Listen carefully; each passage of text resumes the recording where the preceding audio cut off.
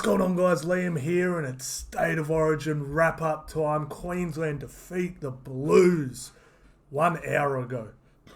Now, I was going to do a really deep dive on all this and, go through everything and, bring a really good in-depth video tomorrow, but I can't wait. I have it all here. I have it all in my head. I know what went wrong. I know what the problems were, and I just want to talk about it while it's fresh. I don't want to sleep on it and forget anything, sort of thing. So let's get into it now. I'd love to hear what you guys think about this game. If you hit any hectic anytime try scorers, where did New South Wales go wrong? What do you think? I did a TikTok video straight after the game, and I saw a lot of people saying, Teddy's got to go, this is going to change, this is going to change, blah, blah, blah. I'd love to see what you guys think. I disagree with what a lot of the people on TikTok were sort of saying, but I do have a very strong opinion on what's wrong with the Blues and how it can be fixed, or whether it can be fixed or not, I don't know. But I know the issue, and it's not what I think most people are saying. It's really not. So, to be honest, pretty damn good game. It was a pretty damn good game. I thoroughly enjoyed it. Back and forth, win at the death. Always got to love that sort of stuff. But let's just dive in. Let's start with my prediction first. So, pretty much what I said was I had two most notable outcomes, right? I said if New South Wales were going to win, they need to go forward. And this guy here, it fell predominantly on this guy's shoulders. And he had to run for what he runs at club. Now, he runs about close to 200 metres a game at club. 190-something metres. And that's why he's picked, to make metres. But unfortunately, State of Origin, it hasn't happened. He's always run for sub 140, which is 30% down on what he sort of runs at, at club level. And you know what I mean? You get picked in a team, you get picked in a rep team to do what you do at club. And unfortunately, it didn't happen. Pangai's meters were even worse. So, very hard to sort of overcome that. So I said if these guys can, run for close to what they run at club, then, you know what I mean? I think it would be a New South Wales 13 plus. And then on the flip side, I said, if these guys don't combine for their club errors, they average close to 5 errors between them at club for the Broncos. I said if they can hold onto the ball, if they can, just not make many errors in this game, I believe Queensland will win 1-12. They had one error between them, and this guy he made a couple. He made about 14 metres at the end, but when the game was essentially over, he had 101 metres, which is half of what he ran. He took 2 little runs at the end of the game, which boosted it up to 120-something, but in that actual game, he ran for 100 metres. So, there's your ball game. There's your ball game, sort of thing. So let's go through the stats, because they're quite interesting, the team stats here. So, I had the half-time stats. Here, and it was actually pretty heavily in New South Wales' favour. They had 56% of possession, so it obviously evened up a little bit, but they still had plenty more possession. Completion rate was not great from New South Wales, 73%, and Queensland was 83%, which obviously kept them in the gap. Well, actually had a lead at halftime. Run meters were slightly in favour of New South Wales as well, but it was New South Wales were actually winning the stats at halftime. But they were down. It was, they were down, 10-6. Not devastating or anything like that, but New South Wales are actually on top. And if we come have a look at these stats now, they're so damn even. Look at this. So time and possession, 26 minutes to Queensland, 28 to New South Wales. Completion rate, 81% to Queensland, 79% to New South Wales. So almost identical. Total run meters, 1,420 for Queensland, 1,600 for the Blues. However, New South Wales won kick return meters, so if we're talking forwards and stuff like that, it would have been damn near even, because To'o and Travojevic and the outside backs actually picked up the slack there. There's no way the Queensland forwards didn't run for more meters than New South Wales, and I can see all their individual stats there, and plenty of Queenslanders ran for more meters in the forwards than New South Wales did. Line breaks even, 3 apiece. Tackle breaks 38-39 even. Average set distance both 37. Ruck speed, Queensland definitely won the ruck a little bit. 3.69 seconds per play the ball to 3.87. Offloads 4 to Blues, 2 to Queensland. If we just keep going down, it's all really even. Tackle efficiency, 87% each. Missed tackles, 39 each. Inefficient tackles, 10-9. Errors, 8-10. So it's just so, the stats are so damn even. It's actually pretty crazy. But my initial thoughts on this were, everyone was saying, the last 10 minutes, Queensland got up in the big moments. They scored these last 2 tries with 12 men, blah, blah, blah, blah, blah. That's why everyone thinks the game was won. It wasn't. It was won right here. This is where the game was over. 10 minutes in, the game was over.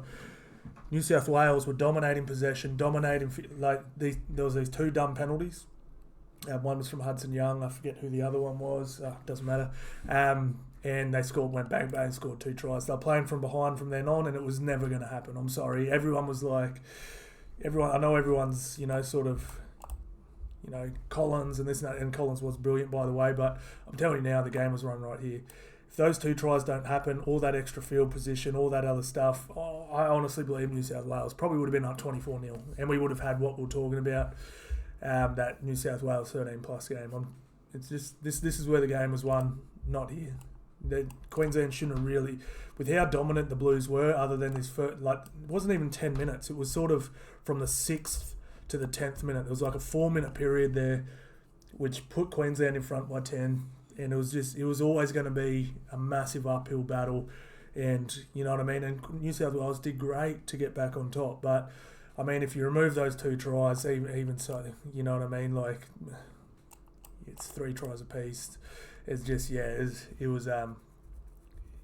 was the ball game, in my opinion. It was just, I knew as soon as that second try went in, it wasn't because 10-0 is so hard to come back from. You can score tries so quickly, as you can see. Look how quickly Queensland scored them. 3 minutes apart and 3 minutes apart. You can score 2 tries quickly, but it was never going to happen. It was even when New South Wales got out ahead, they were ahead twice in the second half. I just knew it was never going to happen.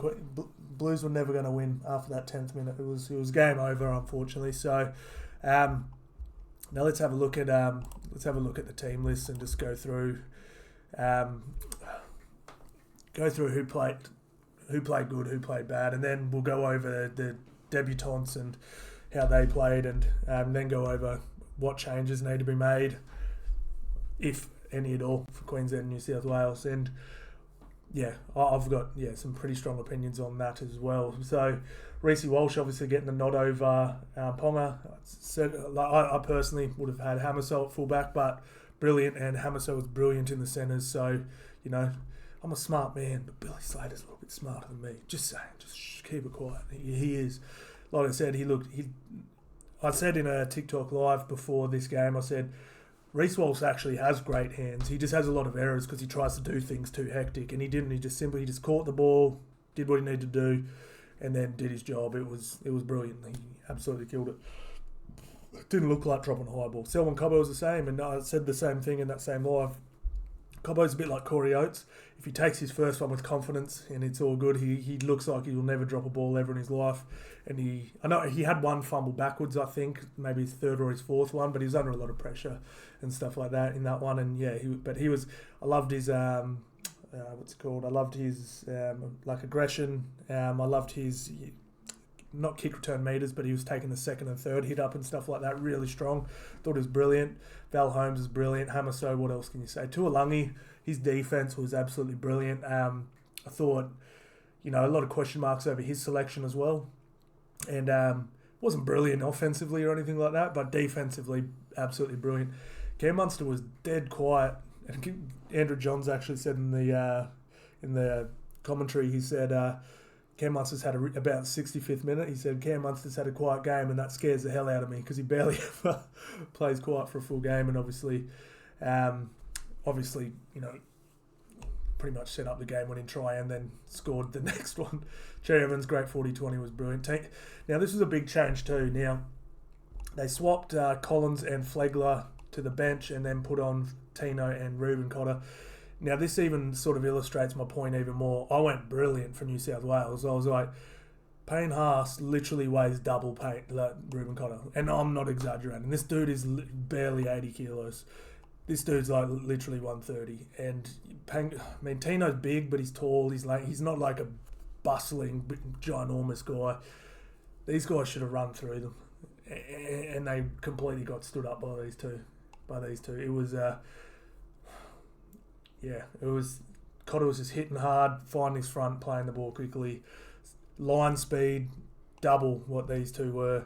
Absolutely brilliant. I thought Fidow was pretty damn good too. Gilbert went off early, but I thought he was pretty good in the 10 odd minutes he played. He was, again, shooting off his line. And Pat Carrigan brilliant as always. And then the bench, Harry Grant was good, but not super game changery. But yeah, Reuben Cotter actually won the man of the match as well, and well deserved. I probably thought Munster should have got it because he literally won the game for Queensland at the end. But Cotter was brilliant for 80. Munster was brilliant for 15 minutes. So you can't really argue too much. Even though I had money on him to win it, Munster. So I should be mad, but yeah, you got to give it up because an 80 kilo dude absolutely schooled a 130 kilo dude. So what do you do? Arrow, didn't do much, but wasn't given a huge amount of opportunity, but wasn't too bad either. Now a lot of people were calling for these guys' heads. I thought To'o was absolutely amazing. I thought Teddy was probing, looked dangerous the whole time. I thought Tom was good. I thought Addo just didn't get any opportunities. Luai was getting shut down. Just really good defensive reads from Queensland. I thought Cleary was pretty damn good too, but yeah, like I said, I think it's here and here. Frizzell did his best. Hudson Young would look pretty damn solid in like the short time he was on, but he did make an error and give a penalty, which was pretty costly. Other than that, other than the penalties and the errors, he was good, sort of thing. Isaiah Yeo was good too. Now, I thought the game really swung in Queensland's favour. So when Payne and Pangai went off and Liam Martin, Junior Paulo and Cam Murray came on. I'm not too sure who Murray came on for. But anyway, better line speed, hitting harder in defence. These two guys' line speed was crazy. Junior Paulo running hard and straight, finding his front, getting his back. I really thought that these guys did a much better job than these guys. You could see it swing the second these three came on. It was Queensland for maybe not quite 20 minutes, but yeah, it was just these guys just absolutely way better. And I'm telling you now, I think this guy here might be the best second row in the game. He came on and made an immediate impact. He's so good, man. He's so good. Absolutely brilliant. He does all the stuff. It doesn't show up in the stats, but Jesus Christ, his line speed, his lack of care for his own body. He's just so good, man.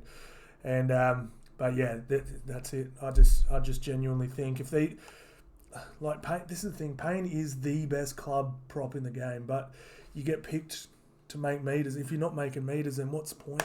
Like, why not just have a smaller bloke on that'll make less meters, but it's going to have better line speed and he's going to tackle and drag and do all that sort of stuff. It's tackle and drag, not grab, hold on and fall down with them. And yeah, that's sort of where I was sort of going. So a lot of people said in my live, all right, so now let me give you a scenario. So Penrith have been the best team over the last 3 years. I think we can all agree. This team's stacked with Panthers players, but what's missing from this team that Penrith have that this team doesn't have? Oh, wait. 2 blokes. They wear an 8 and a 10 on their backs. Fisher Harris and Moses Leota. Now, do yourselves a favour and go watch Parramatta versus Penrith in the grand final last year and watch what Moses Leota and Fisher Harris did to Junior Paulo and RCG.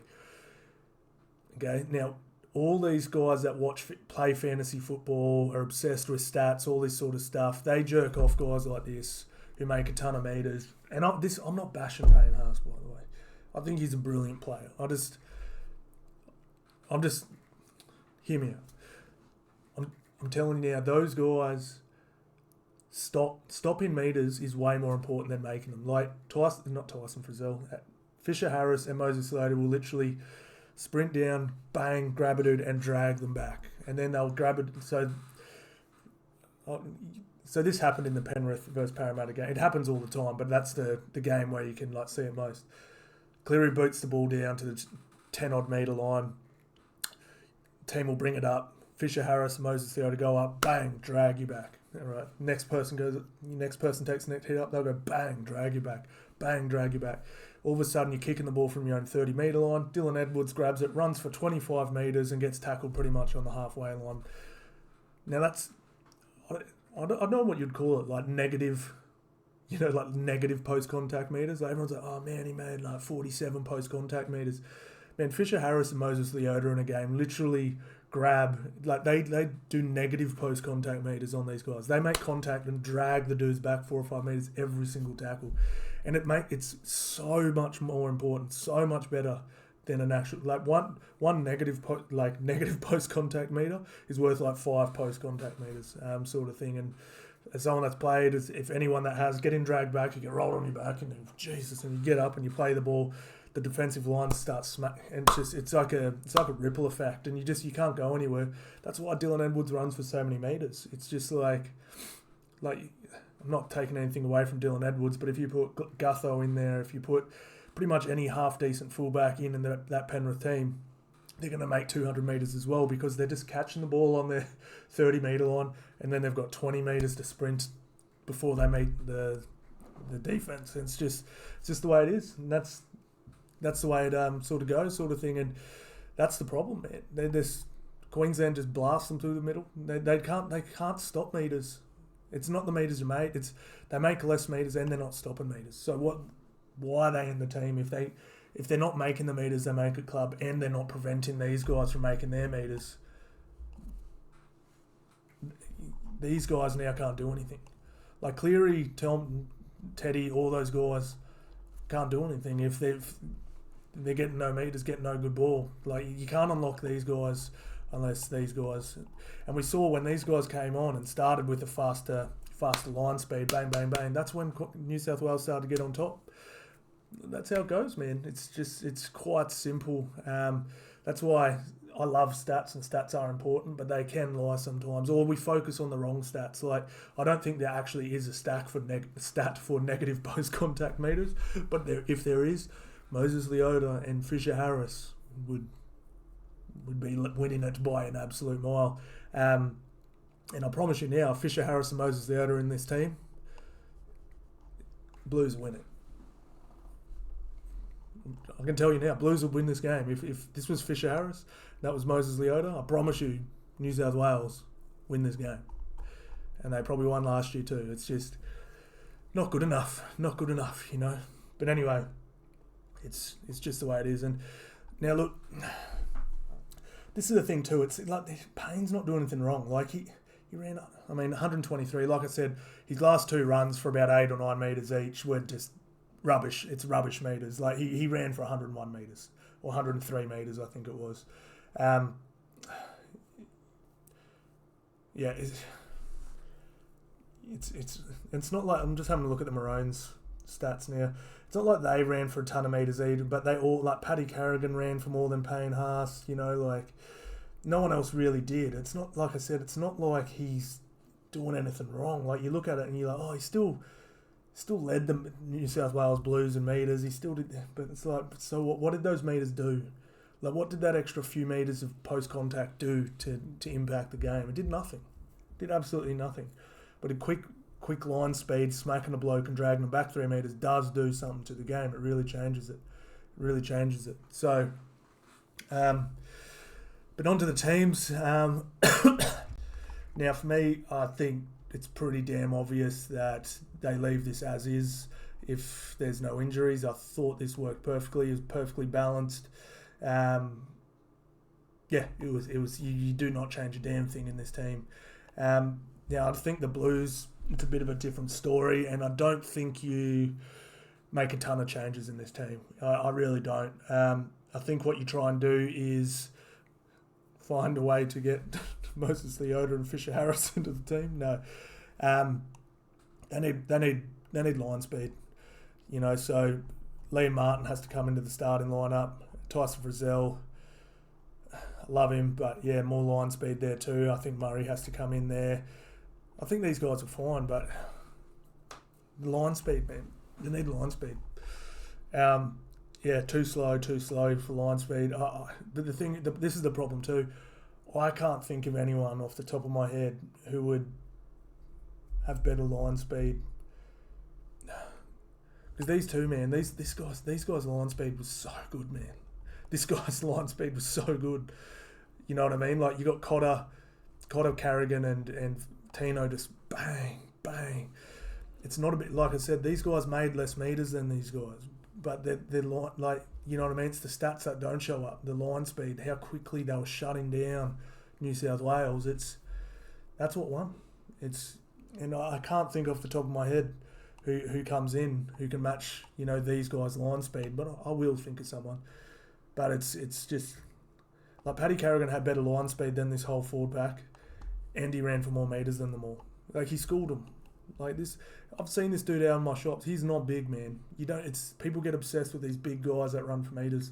When you got a little Irish Paddy Carrigan, destroying this pack. Terrible. This dude's 80 kilos, bro. You destroyed him. Not good enough. But that's my general wrap up. That's my general wrap up here, and we can talk about the HIAs. We can talk about. I don't like to talk about the HIA. I don't like to talk about the sim bins. I don't like to talk about the calls and the non-calls and all that sort of stuff. I just like to talk about the footy parts, and that's what I saw from the actual footy. It was better line speed, better impact, like better collision on defense, and that's it. You win the defensive collision, you win games, man, I'm telling you. And like I said, it's this right here is where the game was lost, not here. And like I said, there was probably so obviously New South Wales won. Queensland, to me, only really won from the first till the 10th minute, and they'll barely win in the first couple of minutes, and then sort of won the last 10 minutes. For the rest was sort of relatively even. But yeah, like I said, it's hard, man. It's hard. So New South Wales, back to the drawing board. Find some line speed, please. Find some line speed. I want a game 3. I don't want this thing to be a dead rubber. We don't want a dead rubber here, man. We need a game 3. All on the line. In New South Wales. Make Queensland win one in New South Wales, man. Come on. Stop being... You guys suck, man. You guys... Oh, it's terrible. But anyway, that's it, guys. Look, I might do another video on this where I break it down a little bit further, and it's hard to do because I'd obviously love to show film of what I'm talking about, but obviously I'll get my video taken down for copyright. But just do yourselves a favour and go check out what I'm talking about. Go have a look at Parramatta versus Penrith and watch what Moses Leota and Fisher Harris do, and then you'll realise that that's the issue. It's not Teddy, it's not Cleary, it's not Luai, it's not Critter, it's not Turbo's fault. This is the middle's fault. The middle's fault. Like I said, sound like a broken old record. You know what I mean? Sound like a broken old record, but these guys destroyed these guys. And that's what happened. All right. It's 11:30. I've marinated on it. I'm going to go to sleep. Thank you all so much for watching, guys. And stay tuned. I'll try and do a little bit more. I might try and do another more in-depth video. I'll see if I can get away with showing you guys what Moses and Fisher Harris do, stuff like that. I'll try and do that. Also tomorrow, guys, I'll drop my video for like my preview prediction videos for the footy on the weekend, guys. Thank you all so much for watching, and I'll see you on the next one.